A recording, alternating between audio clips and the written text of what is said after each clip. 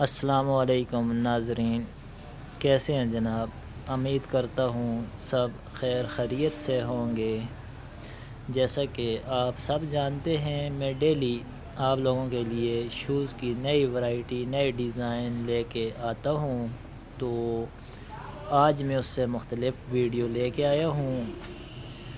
आज मैं आपको दिखा रहा हूँ यूटिलिटी स्टोर का निरखनामा। ये पैकेज वाली चीज़ें हैं, मार्केट की नस्बत इनके रेट बहुत मुनासिब हैं। आप ही तसल्ली से पढ़ लें।